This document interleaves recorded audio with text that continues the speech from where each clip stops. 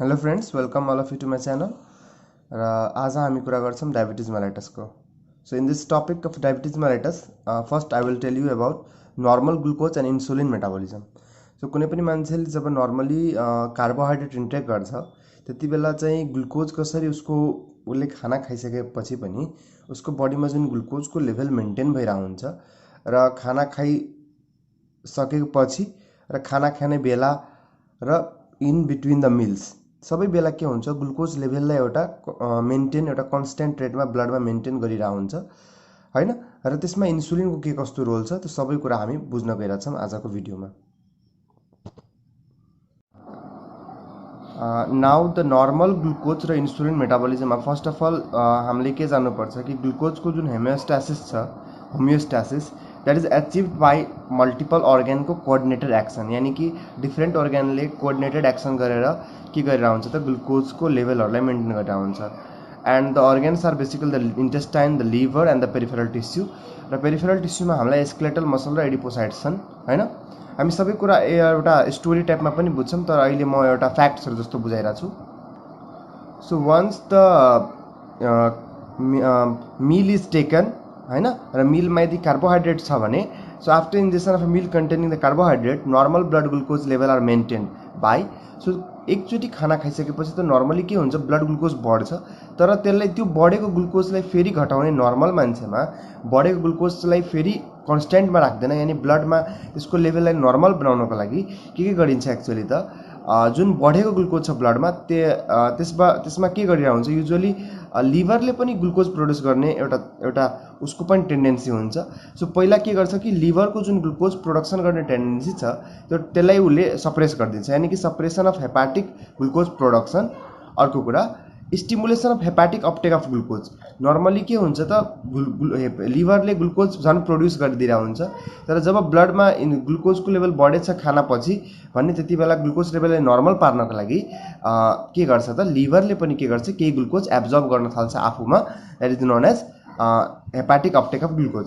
अर्को stimulation of uptake of glucose by the peripheral tissue यानी कि peripheral tissue like the skeletal muscle like the adipocytes हरुले के गर्छन् तिनीहरुले पनि जब पनि ब्लड ग्लुकोजको लेभल बढ्छ हैन त्यतिबेला पेरिफेरल टिस्युहरुले पनि ग्लुकोज अपटेक गर्न थाल्छ in response to insulin. Insulin निस्केको कारणले गर्दाखेरि के हुन्छ पेरिफेरल टिस्युहरुले ग्लुकोज लिन सुरु गर्छ र यसरी जसरी मानौ कि यहाँ लिभरले ग्लुकोज लियो पेरिफेरल टिस्युहरुले ग्लुकोज लियो लिभरले ग्लुकोज प्रोड्युस पनि गरेन. सो यसरी के भयो कि खाना खाइसकेपछिको जुन ब्लड ग्लुकोज इन्क्रिज हुन्छ त्यसलाई एक्चुअली कम गर्ने काम और नर्मल गरिदिने काम यही तीनवटा मेकानिजमबाट हुन्छ.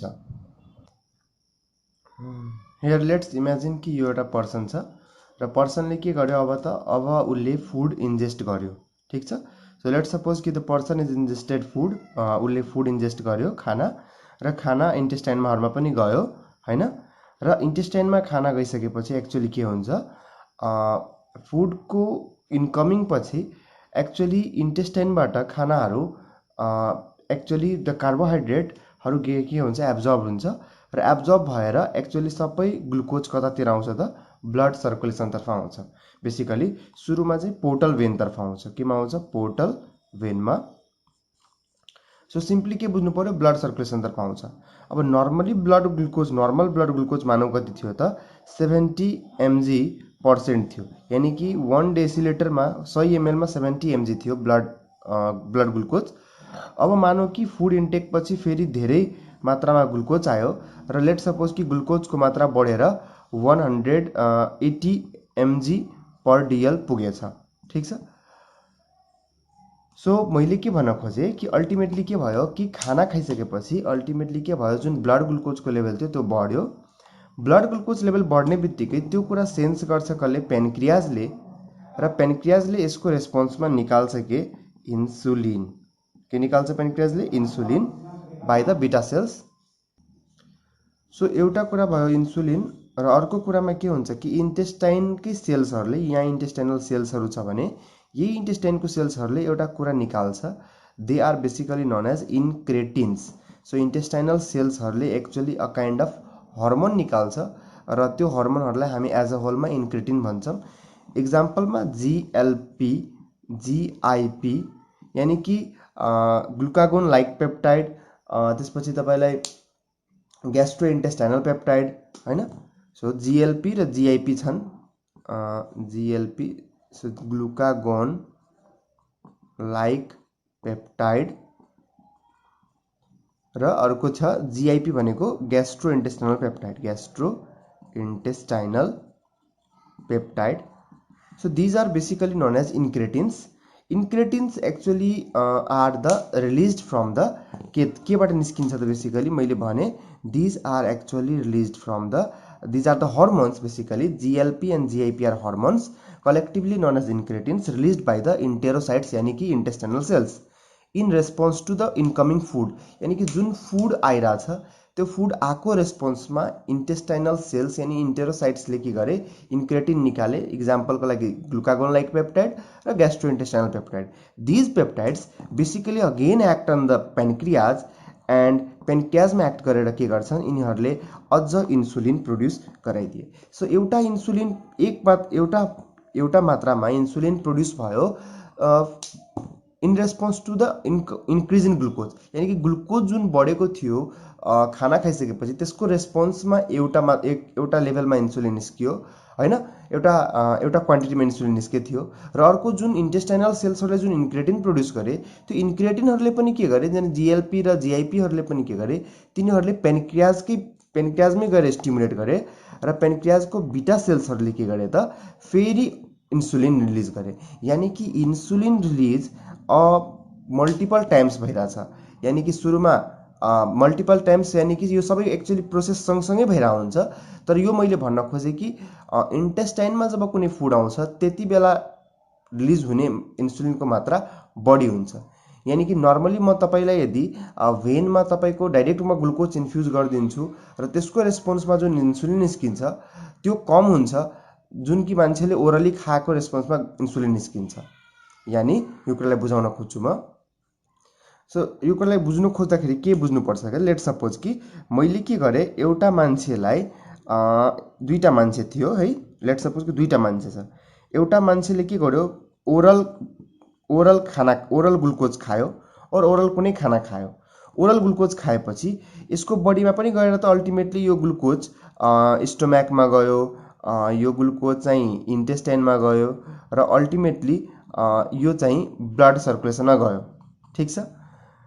सो यो मान्छेमा रिलिज अफ इन्सुलिनको रिलिज र अर्को केस हेरौँ लेट सपोज कि कुनै अर्को मान्छे त्यसमा मैले के गरे आइभी ग्लुकोज इन्फ्युज गरिदिएँ, आइभी ग्लुकोज इन्फ्युजन गरे। सो यो मान्छेमा पनि त आइभी ग्लुकोज इन्फ्युजन गर्दा के हुन्छ इन्सुलिन रिलिज हुन्छ। तर क्वेसन के छ कि कुन मान्छेमा बढी इन्सुलिन रिलिज हुन्छ हैन। सो कुन यसमा बढी इन्सुलिन रिलिज हुन्छ कि यसमा बढी इन्सुलिन रिलिज हुन्छ?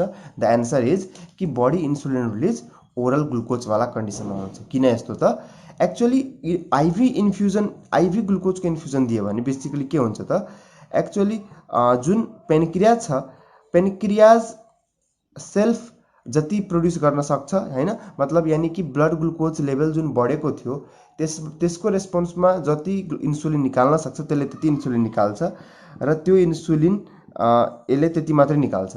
तर ओरल ग्लुकोज खाँदाखेरि एक्चुअली एउटा त ब्लड ग्लुकोज बढेको कारणले गर्दा फेरि इन्सुलिन निस्किन्छ र अर्को इन्टेस्टाइनमा डिफ्रेन्ट कम्पोनेन्ट्सहरू हुन्छ जस्तो मैले भनेको एउटा इन्क्रेटिन्स। सो इन्क्रेटिन्सहरूले गर्दाखेरि पनि के भएर हुन्छ फेरि पेनक्रियाज स्टिमुलेट भएर फेरि इन्सुलिन निस्किरहेको हुन्छ।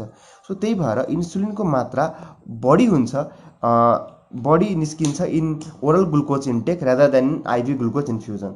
सो यो कुरा बुझ्न एकदम इम्पोर्टेन्ट छ र यो फेनोमेननलाई एउटा स्पेशल नामै दिएको छ। यसको स्पेशल नाम छ इन्क्रेटिन इफेक्ट। के त इन्क्रेटिन इफेक्ट। सो सबैजना कपीमा नोट डाउन आफ्नो नोटबुकमा नोट डाउन गर्नुस् कि what is incretin effect.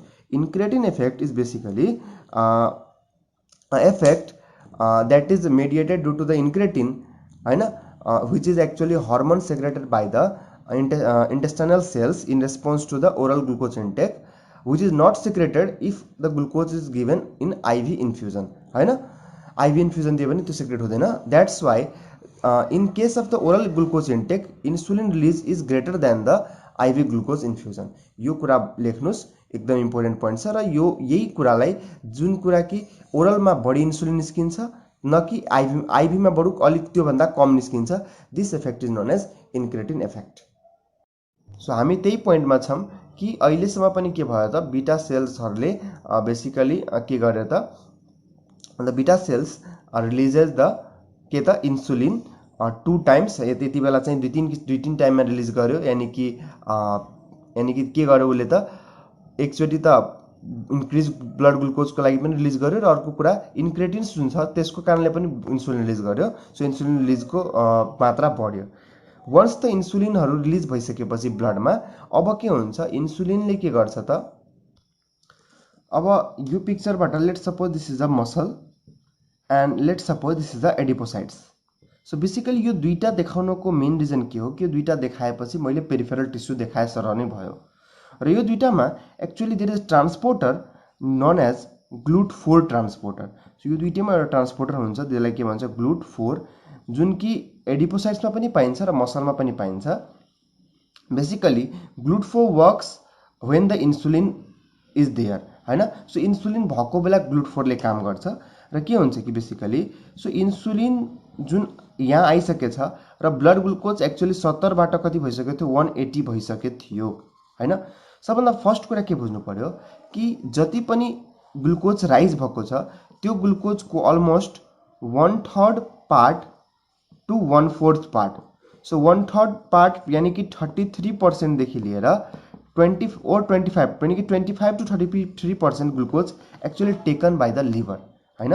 So लिभरले के गर्छ, 25 देखि 33% अफ द इन्क्रिज्ड ग्लुकोजलाई कसले लिहाल्छ, लिभरले लिन्छ। अर्को बाँकी भएको जति पनि यानी कि बाँकी 75% देखि लिएर 66% जति glucose by the help of GLUT2 मसलमा जान्छ र एडिपोज टिस्युमा जान्छ। सो यसरी अल्टिमेटली मसलमा गयो, मसलमा गयो, एडिपोसाइट्समा गयो, लिभरमा गयो। यसरी के भयो, जुन ब्लड ग्लुकोज इन्क्रिज थियो त्यो फेरि एउटा लेभलमा आइसक्यो, हैन। र यो सबै एक्सन एक्चुअली इन्सुलिनले नै गरायो। यो सबै एक्सन कसले गरायो त, इन्सुलिनले गरायो, किनभने GLUT4 acts only when the insulin comes. र GLUT4 ले एक्चुअली ग्लुकोजहरूलाई के गर्ने हो, आफूभित्र इन्ट्री गराउने हो, हैन। र GLUT4 कति बेला काम गर्छ, जब इन्सुलिन हुन्छ। त्यही भएर इन्सुलिन रेज भएको कारणले गर्दा इन्सुलिन जब आयो त्यसले के गरायो त, मसलहरूमा र एडिपोसाइट्सहरूमा एउटा ग्लुकोज गयो। अर्को कुरा इन्सुलिनले के गरायो त, लिभर, अनि अर्को कुरा लिभरले पनि के गर्यो, ग्लुकोज अपटेक गर्यो। अलमोस्ट 25 to 33% जति ग्लुकोज लिभरले अपटेक गर्यो।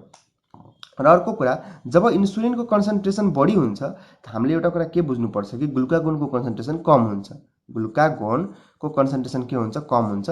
र ग्लुकागोनको कन्सन्ट्रेसन कम भयो भने के गर्छ, लिभरले कुनै पनि एक्स्ट्रा ग्लुकोज पनि सिक्रेट गर्दैन, यानी कि हेपाटिक ग्लुकोनियोजेनेसिस, यानी कि हेपाटिक ग्लुकोनियोजेनेसिस के हुन्छ, यति बेला इन्हिबिट भएको हुन्छ, यानी कि बन्द भएको हुन्छ। तो यो इन्हिबिट हुनलाई सबभन्दा मेन कुरा के हो, ग्लुकागोन कम। सो ग्लुकागोन कम भएको बेला के हुन्छ, हेपाटिक ग्लुकोनेज यानी कि लिभरबाट प्रोड्युस हुने ग्लुकोजको जुन मात्रा हुन्छ त्यो एक्चुअली कम भइहाल्छ, हैन। किनभने अहिले लिभरले त झन् ग्लुकोज लिइ नै रहेछ, त्यति बेला उसले एक्स्ट्रा ग्लुकोज किन बनाउँछ त, हैन। सिम्पली बुझ्नु कुरा त्यही हो। र अल्टिमेटली के भयो कि यसरी चाहिँ ग्लुकोज ट्रान्सपोर्ट ग्लुकोजको एउटा लेभल चाहिँ मेन्टेन गरेर राख्ने काम भयो। र अब अर्को कुरा बुझौँ त, जस्तो अघि के भयो थियो, खाना खाइ हेर्नुस् 70 mg उसको नर्मल बेसलाइन लेभल थियो, 70 mg%, 70 mg उसको बेसलाइन ग्लुकोजको लेभल थियो। यो चाहिँ के बेसलाइन ग्लुकोज लेभल। र मानौ कि आफ्टर फुड पछि के भयो थियो, एक्चुअली ग्लुकोज लेभल 180 mg% मा गएको थियो, ठीक छ। तर त्यति बेला के भयो, इन्सुलिनहरू आए र इन्सुलिन आइसकेपछि के भयो त, यो ग्लुकोजहरूलाई डिफरेन्ट ठाउँमा डिस्ट्रिब्युट गरिदिए, यानी कि लिभरमा गयो, मसलमा गयो, हैन, एडिपोसाइट्समा गयो। र अल्टिमेटली यो सबै गरेर के भयो त, ग्लुकोजको लेभल मानौ कि सबभन्दा फेरि झरेर कतातिर गइदियो त, फेरि लेट सपोज कि 80-90% तिर झरेर गयो ग्लुकोजको लेभल, ठीक छ। अब के भयो, मानौ कि मान्छेले खाना त खाइसकेछ, ग्लुकोज लेभलहरू फेरि उसको यो सबैमा लिभर, मसल, एडिपोसाइट्सहरूमा गयो कारणले ग्लुकोज लेभल फेरि घटेर 80-90 mg% मा गयो। र टाइम बित्दै जाँदाखेरि मानौँ कि खाना खाएको 1 घन्टा बित्यो, 2 घन्टा बित्यो, 3 घन्टा बित्यो। सो टाइम जब बित्दै गइरहेछ भने त्यति बेला के भइरहेछ कि ग्लुकोज लेभल अझै फल गर्न थाले। यानि कि लेट सपोज कि 70 भन्दा पनि 70 mg मा गए र अहिले यतिसम्म पनि ठिकै छ र मानौँ कि अब सायद 50-60 mg पर्सेन्टतर्फ जान थाले। जब 50-60 mg पर्सेन्टतर्फ जान थाल्छ ब्लड ग्लुकोज, त्यति बेला के हुन्छ त हाम्रो बडीको टेन्डेन्सी के छ, जहिले पनि उसलाई बेसलाइनमा राख्न खोज्छ के, यानि कि 70 को अराउन्ड रेन्जमा राख्न खोज्छ उसले। त्यो 70 को रेन्जमा राख्नको लागि अब उसले त अब त के भयो, ब्लड ग्लुकोज लेभल त बढाउनु पर्यो। यानि कि 50-60 mg त कम ब्लड ग्लुकोज भयो, उसलाई त 70 गर्नु छ। त त्यति बेला के हुन्छ, एक्चुअली जुन ग्लुकागोनहरू जुन एक्चुअली जो अघि सप्रेस थियो, सो जति बेला पनि हेर्नुहोस् एक्चुअली ब्लड ग्लुकोज सिम्पली के बुझ्नुहोस् कि ब्लड ग्लुकोज जब फल गर्छ, जब डिक्रिज हुन्छ, त्यति बेला के हुन्छ त ब्लड ग्लुकोज डिक्रिज भइसकेपछि बेसिकली इन्सुलिन पनि फल हुन्छ। के हुन्छ, इन्सुलिन डिक्रिज हुन्छ। जब इन्सुलिन डिक्रिज हुन्छ त्यसपछि ग्लुकागोन के भइहाल्छ, ग्लुकागोन भन्ने हर्मोन इन्क्रिज भइहाल्छ। के भइहाल्छ, ग्लुकागोन भन्ने हर्मोन इन्क्रिज हुन्छ। र जब ग्लुकागोन भन्ने हर्मोन इन्क्रिज हुन्छ, त्यसले के गर्छ, लिभरबाट ग्लुकोज प्रोडक्सन बढाइदिन्छ। सो लिभर ग्लुकोज प्रोडक्सन के गर्छ, यसले इन्क्रिज गरिदिन्छ। र लिभर ग्लुकोज प्रोडक्सन इन्क्रिज गरेपछि के हुन्छ, अल्टिमेटली फेरि तपाईलाई के हुन थाल्छ त, ब्लड ग्लुकोज बढ्न थाल्छ हैन। र इनिशियली ब्लड ग्लुकोजलाई मेन्टेन गर्न लिभरले नै ग्लुकोज प्रोड्युस गरेर हुन्छ, और लिभरमा जुन स्टोर्ड ग्लुकोज थियो त्यो युज भइरहेको हुन्छ। So basically So after the 2-3 hours of the meal, fall in the glucose, blood glucose and the fall in the insulin, किनभने ब्लड ग्लुकोज फल हुन्छ 2-3 घण्टा खाना खाएको 2-3 घण्टापछि ग्लुकोज लेभल फल हुन्छ, त्यति बेला इन्सुलिन पनि फल हुन्छ।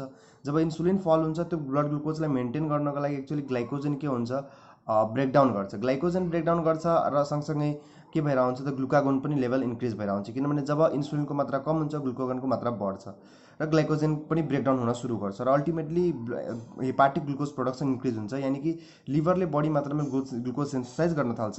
जुन ब्लड ग्लुकोज फल भएको थियो यानि कि कम भएको थियो त्यो फल इन ब्लड ग्लुकोजलाई फेरि मेन्टेन गरिन्छ by help of hepatic glucose production.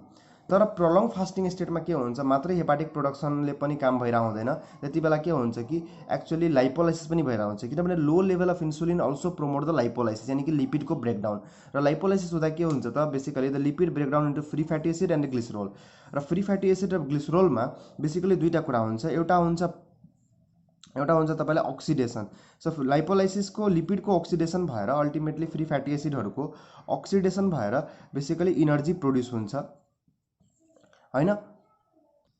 अब प्रोलङ फास्टिङ स्टेटमा बेसिकली लाइपोलाइसिस प्रोड्युस भइरहेको हुन्छ र लाइपोलाइसिस एक्चुअली भइरहेको हुन्छ र लाइपोलाइसिस भनेको लिपिडको ब्रेकडाउन भइरहेको हुन्छ। र लिपिड जस्तो इक्जाम्पलको लागि ट्राइग्लिसराइड ब्रेकडाउन भयो भने फ्री फ्याटी एसिड र ग्लिसरोलहरू प्रोड्युस गर्छ। र this free fatty acid glycerol जुन प्रोड्युस हुन्छ, एउटा त काम के हुन्छ, त्यसलाई ग्लुकोजलाई बढाउनको लागि actually they are used in the gluconeogenesis process. यानि कि ग्लुकोनियोजेनेसिस प्रोसेसमा एक्चुअली युज भइरहेको हुन्छ the free fatty acid and glycerols. अर्को कुरा, they are also used in the ketone body synthesis. अब ketone body synthesis basically mitochondria of the liver cells, यानि कि लिभर सेल्स हेपाटिक सेल्सहरूको माइटोकन्ड्रियामा हुन्छ ketone body synthesis. The ketone bodies are basically acetoacetate, beta hydroxy ब्युटाइरेट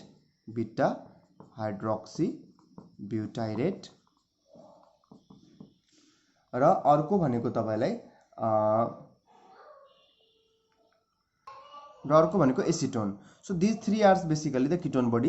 basically यही के भन्छ, free fatty एसिडहरू जुन हुन्छ त्यसबाटै एक्चुअली प्रोड्युस हुने हो किटोन बडी पनि। बेसिकली लिभरको माइटोकन्ड्रियाले प्रोड्युस गर्छ, लिभर सेल्सको। अब स्मल एमाउन्टमा एक्चुअली जब किटोन बडी प्रोड्युस हुन्छ भने त्यसलाई अक्सिडाइज गर्न सक्ने क्षमता हुन्छ कसको माथि त, पेरिफेरल टिस्यु। यानि कि पेरिफेरल टिस्युहरूले त्यसलाई युटिलाइज गर्न सक्छ र मेटाबोलिक फ्युलको रूपमा युज हुन सक्छ किटोन बडी, यदि स्मल एमाउन्टमा छ भने। तर एक्चुअली पेरिफेरल टिस्युहरूको एउटा लिमिटेड, एउटा मतलब उनीहरूको एउटा कमजोरी भनौँ और एउटा विक पक्ष भनौँ कि किटोन बडिजको सिन्थेसिस उसले एउटा लिमिटेड मात्रा मात्रै गर्न सक्छ। उसले टोटली किटोन बडिजको धेरै मात्रामा किटोन बडी सिन्थेसिस भयो भने, लेट्स सपोज कि किटोन बडिज लार्ज मात्रामा सिन्थेसाइज भइरहेछ हैन, त्यस्तो बेला के हुन्छ, लार्ज मात्रामा जब किटोन बडी सिन्थेसाइज हुन्छ त्यसलाई राम्ररी पेरिफेरल टिस्युहरूले युज गर्न सक्दैन र त्यति बेला के हुन्छ किटोन बडीजहरू अनयुज्ड भइहाल्छ र एक्सेस भइहाल्छ र अनयुज्ड किटोन बडी यदि एक्सेस भयो भने they are basically act as a organic acid. So तिनीहरूले के गर्न थाल्छ अर्ग्यानिक एसिड जस्तो एक्ट गर्न थाल्छ र अल्टिमेटली यसले के गराइदिन्छ त किटो एसिडोसिस गराइदिन्छ। के गराइदिन्छ त किटो एसिडोसिस गराइदिन्छ किनभने अर्ग्यानिक एसिड जस्तो एक्ट गरिरहेछ। तो कति बेला एसिड जस्तो एक्ट कति बेला उसले एसिडोसिस गराउन सक्छ यदि लार्ज अमाउन्टमा प्रोड्युस भइरहेछ त्यति बेला के हुन्छ त पेरिफेरल टिस्युहरूले राम्ररी यसलाई ओक्सिडाइज गर्न सक्दैन। सो लार्ज अमाउन्टमा प्रोड्युस भएपछि के हुन्छ peripheral tissues cannot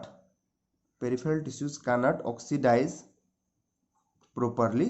so properly peripheral टिस्युहरूले ओक्सिडाइज गर्न नसकेको कारणले गर्दाखेरि किटोन बडीज ब्लडमा एक्सेस भइदिन्छ र एक्सेस किटोन बडीज ब्लडमा भयो भने they will ultimately cause the keto acidosis. तर त्यही स्मल अमाउन्टमा थियो भने त्यसले एसिडोसिस पनि गरेन पेरिफेरल टिस्युले युटिलाइज पनि गर्न सकिरहेको थियो र मेटाबोलिक फ्युलको रूपमा युज भइरहेको थियो।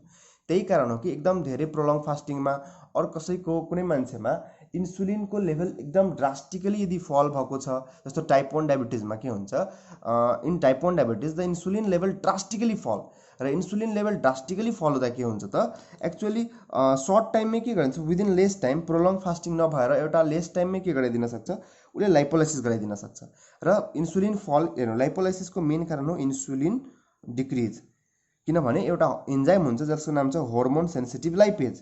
So hormone sensitive lipase is the enzyme that is actually released हैन व्हेन द इन्सुलिन फल र यो हर्मोन सेन्सिटिभ लाइपेजले के गर्छ लिपिडलाई ब्रेकडाउन गर्छ र लिपिड ब्रेकडाउन टाइप 1 डायबिटिजमा अझै धेरै भइदिन्छ र यति धेरै भइदिन्छ कि त्यो त्यति धेरै फ्री फ्याटी एसिडलाई ग्लुकोनियोजेनेसिसमा युज गर्न सकिँदैन ultimately they will form the ketone bodies र large amount of ketone bodies formation भयो भने अल्टिमेटली किटो एसिडोसिस भएर हुन्छ। द्याट्स वाइ टाइप 1 डायबिटिजमा के भएर हुन्छ किटो एसिडोसिस भएर हुन्छ। तर टाइप 2 डायबिटिजमा के हुन्छ इन्सुलिनको त्यति पनि धेरै ड्रास्टिकली फल भएको हुँदैन टाइप 2 डायबिटिजमा। द्याट्स वाइ के भएर हुन्छ टाइप 2 डायबिटिजमा diabetic keto acidosis is a very rare phenomena. तर टाइप 1 डायबिटिजमा त इन्सुलिनको एब्सोल्युट डिफिसियन्सी हुन्छ एकदम धेरै फल भएर हुन्छ र त्यही कारण छ कि त्यहाँ किटोन बडी सिन्थेसिस भएर अल्टिमेटली किटो एसिडोसिस हुने चान्स धेरै हुन्छ। Now we will see the type of diabetes mellitus. So basically there are two type of diabetes mellitus, type 1 diabetes mellitus and type 2 diabetes mellitus, and there is a variant type known as type 1.5 diabetes mellitus. So हामीले तीन किसिमको diabetes mellitus अहिले यो पढ्छौँ basically type 1 type 2 र type 1.5। Type 1 भनेको सबैले थाहा होला बेसिकली चाहिँ टाइप 1 पहिला सोचिन्थ्यो कि यो पहिलाको कन्सेप्ट के थियो यो अलिक कम एजमा यानी कि चिल्ड्रेनहरूलाई एडोलेसेन्ट्सहरूलाई मात्रै लाग्छ तर अब अलिक कन्सेप्ट चेन्ज भइसकेको छ यो एडल्ट्सहरूमा पनि लाग्छ यानी कि age is not a factor regarding the type 1 diabetes mellitus. So type 1 diabetes mellitus सबै अब चाहिँ के भन्छ कि यो सबै कमन चाहिँ common still it is common in the children or the adolescents हैन। सो कमन यसमै छ तर इट डजन्ट मिन द्याट कि यो एल्डरमा छैन यानी कि एडल्टहरूमा पनि there is a prevalence of type 1 diabetes mellitus र कुन अवस्थामा सो त्यो म पछि कुरा गर्छु। टाइप 2 डायबिटिज मेलिटस त यसको स्योर सर्ट फ्याक्टरै हो कि यो चाहिँ तपाईलाई बेसिकली एडल्ट्सहरूमै कमन हुन्छ यानी कि adults after the age of 35 to 40 इयर्समा बढी कमन छ टाइप 2 डायबिटिज मेलिटस। र टाइप 1.5 डायबिटिज मेलिटस पनि के छ त एडल्ट्सहरूमै कमन छ हैन तर जुन रिजन छ यसको that reason is like type 1। So reason डायबिटिजको कारण जुन छ त्यो टाइप 1 जस्तो छ तर क्लिनिकल प्रेजेन्टेसन टाइप 2 जस्तो छ। सो यसैले त्यही भएर यसलाई टाइप 1.5 डायबिटिज मेलिटस भनेको जुन कि हामी पढ्छौँ हैन। बेसिकली यसलाई टाइप 1.5 को स्पेशल नाम दिएको छ जसलाई भन्छ latent autoimmune diabetes mellitus in adults.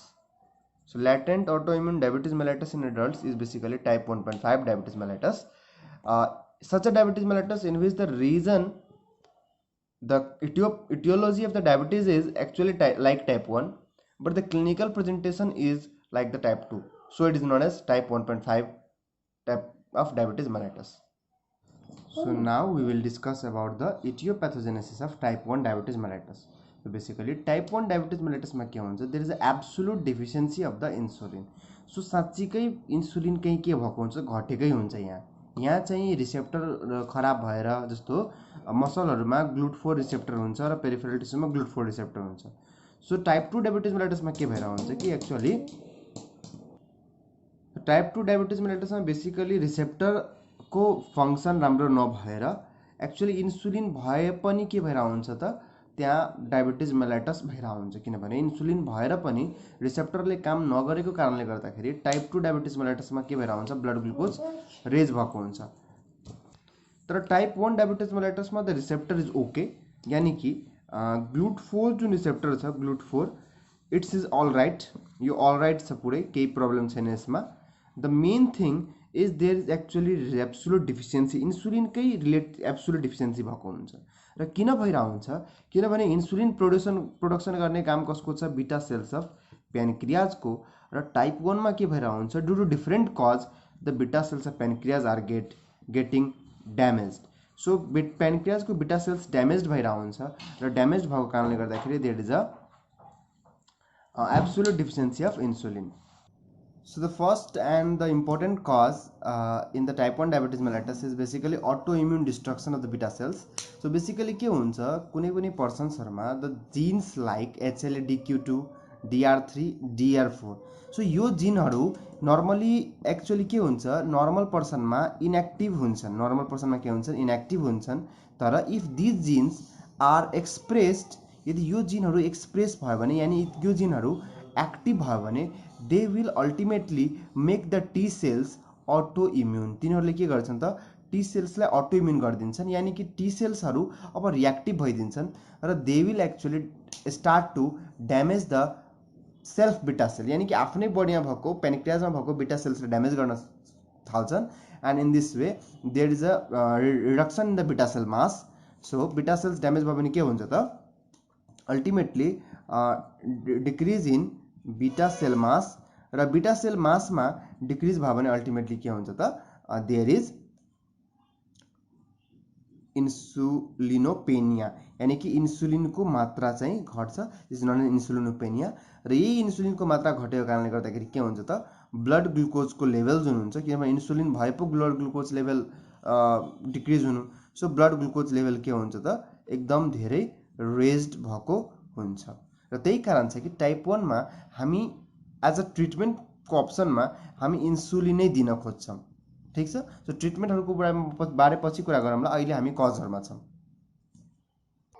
अर्को छ fulminant diabetes mellitus by coxsackie B virus, mumps virus and rubella virus. So basically के हुन्छ त बेसिकली कक्साकी मम्स र rubella do the infection in the children. Basically यो भाइरसहरुले infection कोमा गर्छन् त बेसिकली चिल्ड्रेनमा इन्फेक्सन गर्न खोज्छन्, र चिल्ड्रेनमा बेसिकली इन्फेक्सन गरे भने चिल्ड्रेनमा त्यस्तो फल्मिनेन्ट हुन्न र डायबिटिज मेलाइटस पनि कज गर्दैन। तर if these fulminant diabetes mellitus यानी कि कक्साकी भाइरस इन्फेक्सन और mumps rubella if these occur in adults, so एडल्टमा अकर भयो भने के हुन्छ एकदमै त्यो धेरै डेन्जरस हुन्छ र त्यसले के गर्छ त बेसिकली बिटा सेल्सलाई पनि ड्यामेज गरिदिन्छ। र त्यति बेला के हुन्छ बिटा सेल्स ड्यामेज भयो भने डायबिटिज मेलाइटस हुन्छ हैन। र यो चाहिँ एडल्ट्समा भइरहेछ। त्यही भएर मैले भनेको थिएँ कि टाइप 1 डायबिटिज मेलाइटस पनि अब के भनिरहेछ नयाँ सबै कुरा डाटाहरूले कि टाइप 1 डायबिटिज मेलाइटस पनि एडल्टमा हुन सक्छ, अलिक कम हुन्छ तर हुन चाहिँ सक्छ। बेसिकली यो कक्साकी भाइरस यिनीहरूको इन्सिडेन्स चाहिँ जापानमा बढी देखिएको पाइन्छ। सो जापान कन्ट्रीमा बढी देखिएको चाहिँ पाइन्छ। Another thing is hemochromatosis. So hemochromatosis means कि आइरनको के भयो त एक्सेस भइसक्यो। सो आइरन एक्सेस भयो र आइरन एक्सेस भएपछि it can deposit in the skin, it can deposit in the liver, it can actually deposit in the pancreas. र प्यानक्रियाजमा डिपोजिट भयो भने यसले के गर्छ त बेसिकली ड्यामेज गर्छ प्यानक्रियाटिक सेल्सलाई, बेसिकली बिटा सेल्सलाई, अनि अल्टिमेटली के हुन्छ त अल्टिमेटली डायबिटिज मेलाइटस हुन्छ। लिभरमा बेसिकली जब डिपोजिट हुन्छ हैन त्यति बेला it cause the cirrhosis of liver. So यसले के गरिन्छ लिभरको त सिरोसिसै गराइदिन्छ। स्किनमा डिपोजिट भएपछि स्किनको एक्चुअली कलर जुन हुन्छ त्यो चेन्ज हुन्छ, यानी कि स्किनको कलर एक्चुअली ब्रोन्ज कलरको भइदिन्छ, that is known as bronzing of skin हैन। र यति बेला अर्को कुरा बेसिकली स्किनमा कलर किन चेन्ज भएर हुन्छ किनभने यसले के गरेर हुन्छ स्किनमा मेलानोसाइटहरूलाई स्टिमुलेट गरिरहेको हुन्छ। सो बेसिकली द आइरनको जुन एक्सेस लेभल छ that will stimulate the melanocytes र यसले गर्दाखेरि hyper pigmentation of the skin हुन्छ र स्किनको कलर यानि कि ब्राउनिस ब्ल्याक टाइपको अनि ब्रोन्ज कलरको टाइपको हुन थाल्छ। लिभरमा एक्सेस भयो भने त्यसले सिरोसिस अफ लिभर गराइन्छ र प्यानक्रियाजमा एक्सेस भयो भने त्यसले ड्यामेज गर्छ बिटा सेल्सलाई र अल्टिमेटली डायबिटिज मेलाइटस गराइदिन सक्छ। So this such type of diabetes mellitus is also known as the bronze diabetes mellitus. So के भन्छ यसलाई bronze diabetes mellitus. So it is also one of the cause of the type 1 diabetes mellitus. Another cause is के tropical disease यानी कि कुनै पनि यस्तो let suppose कि भेरी रुरल एरियामा और जहाँ चाहिँ बेसिकली एकदम धेरै गरिबी छ जस्तो सोमालियाहरू भयो हैन। So like the country like the Somalia और जहाँ अझै गरिबीले सबै सीमा रेखा पार गरिसकेछ त्यस्तो एरियाहरूमा के हुन्छ मान्छेले अब दिनमा एउटा रोटी पनि कन्ज्युम गर्न सकिरहँदैन, उसले ह्यान्ड टु माउथ प्रब्लम पनि हुन्छ। त्यो केसहरूमा के हुन्छ the person will be very malnourished र पर्सन मानौ कि एडल्ट नै छ तर एडल्ट भए पनि यति धेरै मालनरिस्ड छ कि बेसिकली उसको बडीमा भएको अर्ग्यान्सहरू वेस्टिङ भइसकेछन् यानि कि अर्ग्यान्सहरू एट्रोफी भइसकेछन् फुड नपाएर कारणले गर्दाखेरि। र यो केसमा के हुन्छ त पेनक्रियाज पनि एट्रोफीमा जान सक्छ यानि कि पेनक्रियाजको वेस्टिङ पनि हुन सक्छ र पेनक्रियाजको वेस्टिङ भयो भने त्यसले के गर्छ त अल्टिमेटली डायबिटिज मेलाइटस गरिदिन सक्छ किनभने त्यहाँ बिटा सेल्सहरूको पनि ड्यामेज हुन थाल्छ हैन र त्यति बेला डायबिटिज मेलाइटस हुन थाल्छ। सो यो पनि एउटा कन्डिसन छ कि भेरी मालनरिस्ड पर्सन छ भने त्यहाँ पनि डायबिटिज मेलाइटस हुन सक्छ र त्यति बेला टाइप 1 डायबिटिज मेलाइटस हुन्छ। सो अब हामी कुरा गर्छौँ clinical features in the type 1 diabetes mellitus. Type 1 diabetes मेलाइटसमा क्लिनिकल फिचर्स के कारणले हुन्छ र कसरी के हुन्छ। सिम्पली यसको क्लिनिकल फिचर्स केही पनि रट्नु पर्दैन, सबै कुरा बुझ्न सकिन्छ र सिम्पल छ सबै कुरा। ल म सुरुमा सिम्पल कुराबाट जान्छु। लेट सपोज कि यहाँ के भएछ मेनली यहाँ प्रब्लम के छ कि इन्सुलिनको डिफिसियन्सी छ। हेर्नुहोस् इन्सुलिनको डिफिसियन्सी छ भने सबभन्दा फर्स्ट कुरा के हुन्छ त जुन ब्लड ग्लुकोज लेभल हुन्छ त्यो रेज्ड हुन्छ। ब्लड ग्लुकोज लेभल जुन छ त्यो रेज्ड हुन्छ र यति धेरै ब्लड ग्लुकोज रेज छ भने ultimately this blood glucose will pass the renal tubules. So there will be renal threshold जुन हुन्छ त्यो क्रस भइदिन्छ। सो रिनल थ्रेसहोल्ड क्रस हुन्छ र ultimately the glucose leaks in urine. So ultimately युरिनमा glucose leak हुन थाल्छ। This condition is known as glycosuria. So के हुन थाल्छ त ग्लाइकोसुरिया हुन थाल्छ यानी ग्लुकोज युरिनमा लिक हुन थाले। अब ग्लाइकोसुरिया हुन थाल्यो भने अल्टिमेटली इट मिन्स कि बढी मात्रामा युरिनमा ग्लुकोज गइरहेछ र बढी मात्रामा युरिनमा ग्लुकोज हुँदाखेरि मान्छेलाई के हुन्छ रिपिटेड चाहिँ युरिनेसन हुन्छ यानी कि छिटो छिटो उसलाई पिसाब लाग्छ किनभने glucose is a type of glucose के हो त एउटा काइन्ड अफ ओस्मोटिक एजेन्ट हो। एउटा के हो त ओस्मोटिक एजेन्ट हो र यो ओस्मोटिक एजेन्टले वाटर विथड्र एकदम इजिली गर्छ। सो इजिली विथड्र वाटर र वाटर विथड्र गरेको कारणले गर्दाखेरि मान्छेलाई छिटो छिटो पिसाब लाग्छ यानी कि रिपिटेड युरिनेसन यानी के बुझ्न सकिन्छ कि फ्रिक्वेन्सी जुन हुन्छ युरिनेसनको त्यो चाहिँ बढ्छ फर्स्ट कुरा। सो यो जुन फ्रिक्वेन्सी बढिरहेछ यो कुरालाई हामी भन्छौँ पोलियुरिया।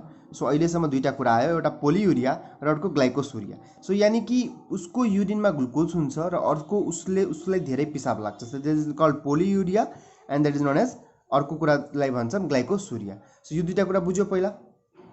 अब अर्को कुरा हेरौँ त एक्चुअली के छ त ब्लडमा ग्लुकोज त धेरै छ। हेर्नुहोस् ब्लडमा ग्लुकोज त धेरै छ तर यो ग्लुकोज सेल्समा गइरहेको छैन। सो सेल्स आर इन यानी कि पेरिफेरल टिस्युहरू जुन भयो पेरिफेरल सेल्सहरू भयो यानी कि जुन मसलहरू भए हैन अर्को जुन तपाईलाई एडिपोसाइट्सहरू भए so are in state of starvation हेर्नुहोस् यो कस्तो अवस्था भयो कि सबै ठाउँमा ग्लुकोज छ तर त्यो ग्लुकोज भएर पनि त्यो केही काम छैन किन इन्सुलिन छैन। सो पेरिफेरल सेल्सहरू एक किसिमको स्टार्भेसन स्टेटमा हुन्छन् र त्यही भएर मान्छेको बडीमा इनर्जीको एकदम धेरै कमी भइसकेको हुन्छ र मान्छे धेरै सानोतिनो काम गर्दाखेरि पनि थाक्छ यानी फ्याटिगनेस डेभलप भइरहेको हुन्छ। अर्को कुरा ब्लड ग्लुकोज भएर दुईटा कुरा त भएकै थियो यानी कि पोलियुरिया भएकै थियो र अर्को कुरा देयर वाज द ग्लाइकोसुरिया यानी कि युरिनबाट चाहिँ ग्लुकोज निस्कि नै रहेको थियो। सँगसँगै के भइदिन्छ त basically there another thing also happen, that is called nocturia, यानि कि रातितिर उसलाई धेरैचोटि पिसाब लाग्छ र यो नक्चुरिया कारणले गर्दा the person is unable to sleep, यानि कि उसलाई रातितिर एकदम जोडले धेरैपल्ट पिसाब लाग्छ किनभने ग्लुकोज कन्टेन्ट त जति बेला पनि हाई छ। सो दिनमा त ऊ जागेकै छ, उसलाई पिसाब गर्न केही फरक परेन, तर रातितिर जति बेला रातितिर हरेक घन्टामा ऊ उठिरहेछ, पिसाब गरिरहेछ, उठिरहेछ, पिसाब गरिरहेछ, त्यो कारणले गर्दाखेरि उसको निन्द्रा डिस्टर्ब हुन्छ र यो मान्छे सुत्न सकिरहँदैन। सो नक्चुरिया हुन्छ र राम्ररी रातिमा ऊ निन्द्रा लिन सक्दैन, सुत्न सक्दैन। अर्को कुरा, उसको बडीबाट ग्लाइकोसुरिया र पोलियुरिया हुँदाखेरि उसको बडीबाट इट मिन्स कि धेरै मात्रामा वाटर लस भइरहेछ। सो वाटर लस हुँदाखेरि मान्छेमा के हुन थाल्छ, एउटा त कुरा हुन थाल्छ डिहाइड्रेसन। सो पर्सनमा डिहाइड्रेसन हुन्छ र डिहाइड्रेसन भएपछि के हुन्छ, मान्छेलाई एकदम धेरै तिर्खा लाग्छ। So the person will have the very intense thrust. त्यो थ्रस्ट भइरहेको हुन्छ, यानि मान्छेलाई जति बेला पनि तिर्खा लागे जस्तो फिल भइरहेको हुन्छ। सो पेसेन्टले यस्तै कम्प्लेन लिएर आउँछ कि उसलाई जति बेला पनि तिर्खा लाग्छ, उसलाई थकावट फिल हुन्छ, रातितिर धेरै पिसाब लाग्छ हैन। अर्को कुरा उसले भन्छ कि मलाई चाहिँ जति बेला पनि थकावट फिल हुन्छ, राम्ररी राति सुत्न सक्दिनँ। अब अर्को कुरा हेरौँ त, एक्चुअली के भइरहेछ त, ग्लुकोजबाट त बडीले इनर्जी पाइरहेको छैन। सो अल्टिमेटली के हुन्छ, बडी इनर्जी पाउनको लागि द मसल्सहरूले के गर्न थाल्छ, मसल्स र फ्याटहरू जुन हुन्छ muscle adipocytes, they start to break down. So they start to break down र मसल्स र फ्याटहरू ब्रेकडाउन हुन थाल्यो भने अल्टिमेटली के हुन थाल्छ, there will be the generation of the फ्याटको, बेसिकली फ्याटको जेनेरेसनको कारणले गर्दाखेरि त्यहाँ के फर्मेसन हुन थाल्छ त, किटोन बडिज फर्मेसन हुन थाल्छ। सो पहिला हेरौँ कि फर्स्ट अफ अल कुरा हेरौँ कि मसल पनि ब्रेकडाउन भइरहेछ र फ्याट पनि ब्रेकडाउन भइरहेछ। यो दुईटै कारण एउटा कुरा त एकदम इभिडेन्ट भइहाल्छ, that is weight loss. So मान्छेको मसल ब्रेकडाउन र फ्याट ब्रेकडाउनको कारणले गर्दाखेरि वेट लस हुन्छ। ब्रेकडाउन किन भइरहेछ, किनभने ब्लड ग्लुकोज लेभल रेज छ, तर ब्लड ग्लुकोज लेभल रेज भएर पनि त्यो ब्लड ग्लुकोजले मसलहरूमा गएर इनर्जी सप्लाई गरिरहेको छैन। सो मसल्सहरू स्टार्भेसन अवस्थामा हुँदाखेरि इनर्जी त केही न केही माध्यमले पुरा गर्नु पर्यो, डिमान्ड पुरा गर्नु पर्यो। त त्यो डिमान्ड पुरा गर्न मसल र एडिपो टिस्यु नै ब्रेकडाउन गर्न थाल्छ।